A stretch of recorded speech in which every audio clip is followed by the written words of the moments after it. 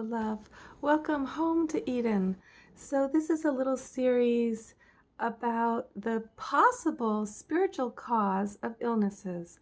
And I'm taking today fibromyalgia. So, don't take this in with any sense of, oh, that's the God given truth about me. Take it instead and just see if anything I mention resonates with you, because there's a saying in Chinese medicine that anything can cause, and any illness can be caused by anything. Any illness can be caused by anything or can come from anything. So your reason for why you may have fibromyalgia, or somebody you know does, is unique to you. But I have noticed a pattern that I want to share with you.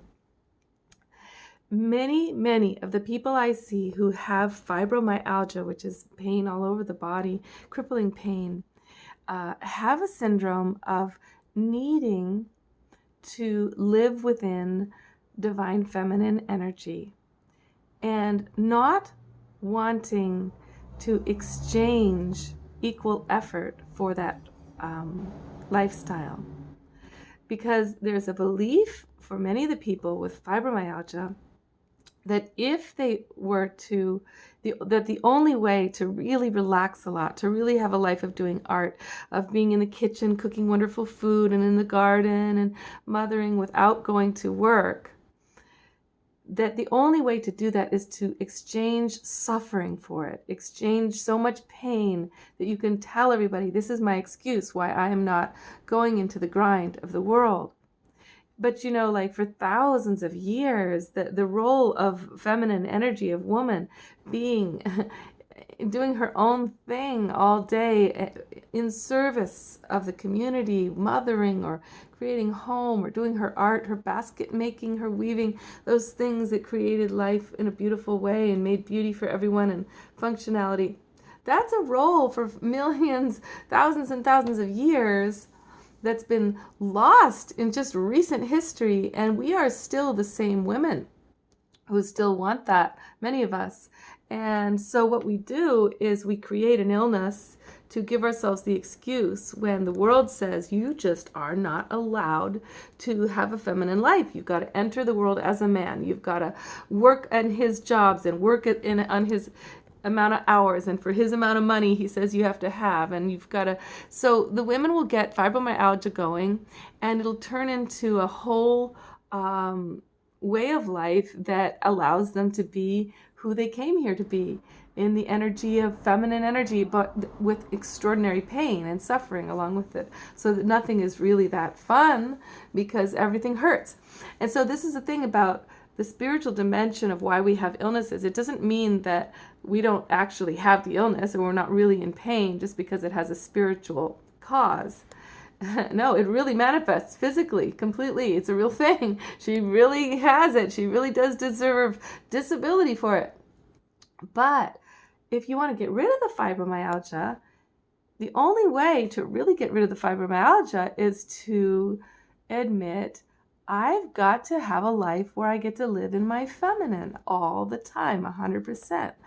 And so if you believe that you can't do that in this world, and there is no way to do that unless you're in pain and getting disability, then it seems like a trade-off that you had to make on an unconscious level. And of course, nobody does this consciously. It's all of our illnesses are like, it's unconscious what we, how we manifest physically in order to heal something spiritually or get something deeply needed. So consider this. It's not the only, of course, reason somebody could have fibromyalgia, for all different reasons. But, if any of that resonates for you, I would recommend think about thousands and thousands of examples of women all over the planet who are living in their divine feminine energy in different scenarios. Women who are married to somebody rich, women who make money from their art, women who live really, really simply with nature, and and basically work some little job, some cafe job that they absolutely love, just part-time. Women who, or men who, have found a way to actually do something for not many hours that makes them enough money to have lots and lots of time to themselves. The many myriads of ways that you can actually find a life of completely living in your feminine, and in a whatever that feminine means to you. It's exciting because against all odds, it's always comes down to manifestation.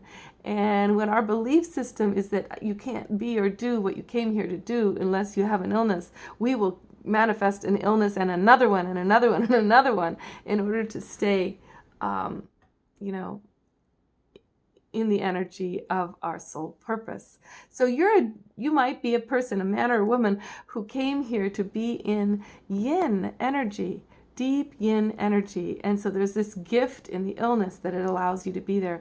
But listen, darling, you don't have to be sick in order to have that lifestyle. There are myriads of ways it can manifest for you where that illness goes away, and you can still have that sacred feminine existence.